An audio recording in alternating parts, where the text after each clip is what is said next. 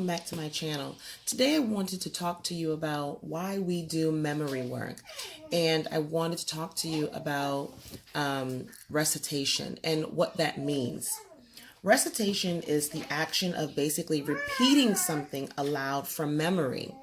And the reason why we do memory work is because I believe that it's important for reasoning and the guidance of decision making and behavior for the child. It helps with their concentration. It also helps with them understanding how to properly follow directions. Working your child's memory, think of it this way. It's like a mental sticky note we use to keep track of information until we need to use it again, right? We take our time in our homeschool with recitation. There is no deadline, so there is no anxiety. Anxiety is non-existent when we memorize particular information. There is no rush to get that information memorized since there is no test. There is no quiz. There's nothing that tells us we have to learn all this information in this short period of time. As you will see in our memory folder, there is a list or a checklist of items that I do want my son to memorize during the 2018-2019 school year. However, we're not giving him a quiz or a test, every week or every month to make sure he is memorizing that specific information. He is going to utilize song, dance, mnemonics, chunking, recitation, lyrics, rap, poetry. He can utilize whatever method he so chooses to help him memorize that set of information.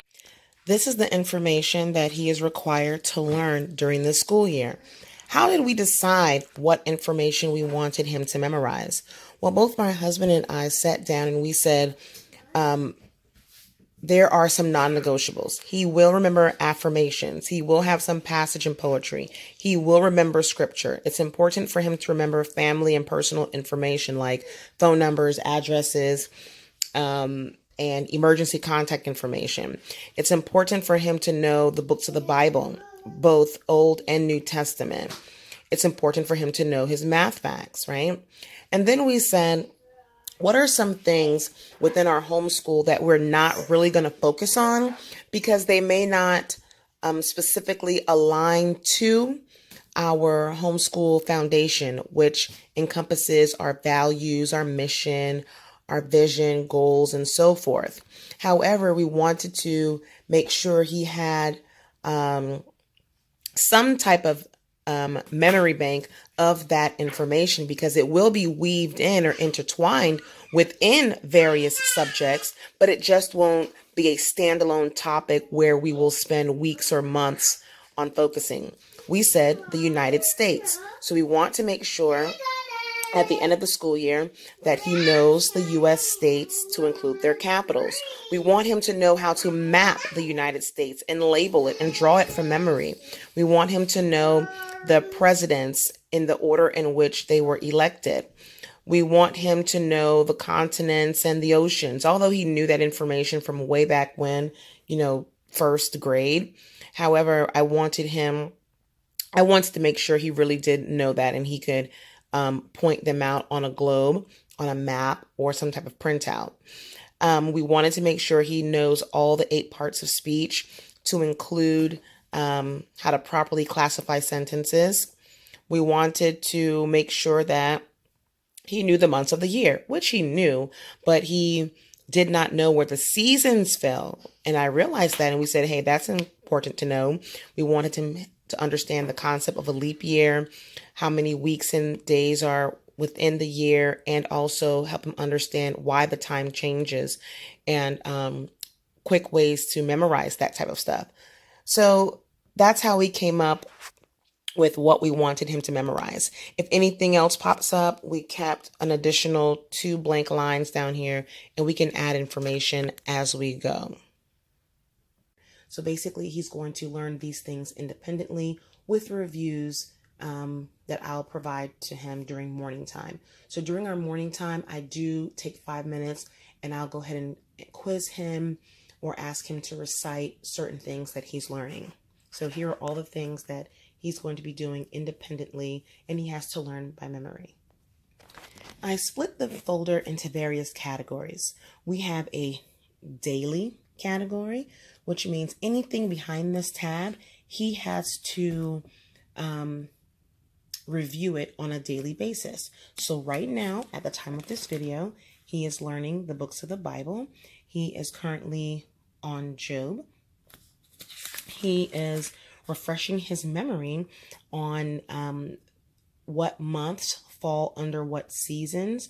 When does the time move forward? When does the time move back? The leap year, how many days or weeks are in a year, and so forth.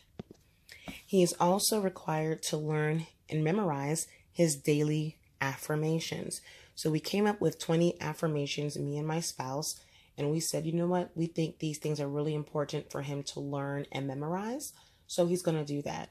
Right now, he's memorized the first two.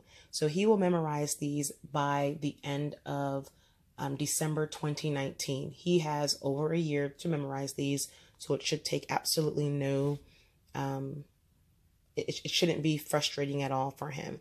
And we read these every single instructional day during morning time, together time. We read all 20 of them, but before we start, I ask him to recite the ones that he's supposed to memorize. The next tabs are our odd and even tabs. So basically, after he has memorized and he feels confident, and I feel confident that he knows the information behind the daily tab, we then move that same information to the odd and even tab. So if it's an odd day, he would have to review all the information behind that. If it's an even day, he would have to review all the information behind that. So when I say odd and even, we're specifically talking about the date. So if today is the 3rd of the month, then he would do everything behind the daily tab, and he would do everything behind the odd tab. If today was the 4th, he would do everything behind daily, and he would go ahead and do everything behind the even tab. So once again we feel comfortable that he knows the daily information, we move to odd and even. Once we feel as though he knows the odd and even information, then we move it on to the Monday, Tuesday, or Thursday tab. And those are his independent days, okay? So we'll go ahead and we'll move it to that tab.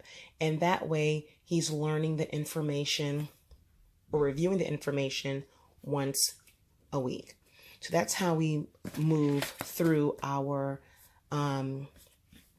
daily information here, or not our daily information, our memory work. So let me go back to this and let's talk. Based on the changes that we just said, or the changes that I just realized needed to be made, here is the final product.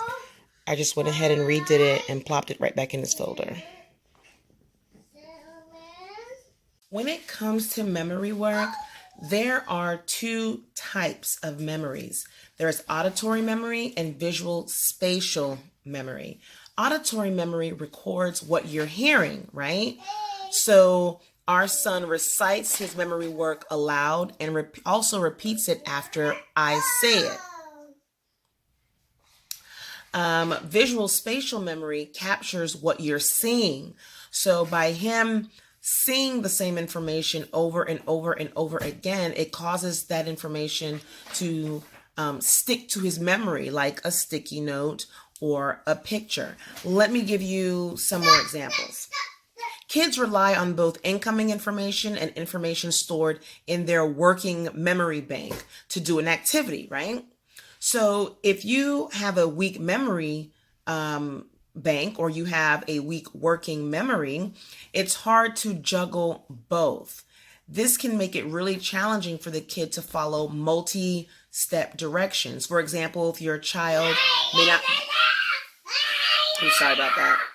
For example, your child may not be able to mentally go back and recall what sentence you wanted them to write down, while also trying to remember how to spell out all the words in that sentence. Here's another example. Did you know that the part of did you know that the part of the brain responsible for working memory is also responsible for maintaining focus and concentration? Working memory skills also helps your kids remember what they need to pay attention to. So think about this. Your child is doing a long division problem, or they're doing some type of math problem. They need to use their working memory bank not only to come up with the problem, but to also concentrate on all the steps it takes to getting them to the solution of that problem. But kids with a weak memory bank or with weak working memory skills have trouble on the task in order to get the end result. Here's another example. Your working memory is also responsible for other skills like reading skills, helping your kids learn to read. Kids use auditory memory skills. Remember, auditory is what they hear. So the kids use their auditory memory skills to hold on to the sounds of letters, right? And make them long enough to sound out new words. However, they use their visual memory bank, which is what they see over and over, in order to help them remember what those words look like so they can recognize it when they see it throughout the remainder of whatever sentence they're reading. So I'm saying all this to basically say that it's really important to include some type of memory work within your homeschool process, or some type of recitation within your homeschool process, because working your child's memory bank will just basically help them memorize information that they can use with presentation skills, oratorical skills, public speaking. It's going to help boost their confidence. It'll help them increase their ability to engage in conversation about a particular topic because they know information, they know facts. Plain and simple. In my opinion, having memory work stretches your kids' brains, okay? And if you decide to include some type of memory work within your homeschooling journey, include both visual and auditory, okay? So you want to have the child say their memory work aloud and internally. You also want the child to repeat what you say. And that's also known as dictation, okay? That's also known as dictation, where you read something and the child is repeating what you say, okay? And you also want to use visual spatial memory. You want them to be able to see what they're saying. So as they're saying it aloud, you want them to see it. And during this process of memory work, it doesn't necessarily have to be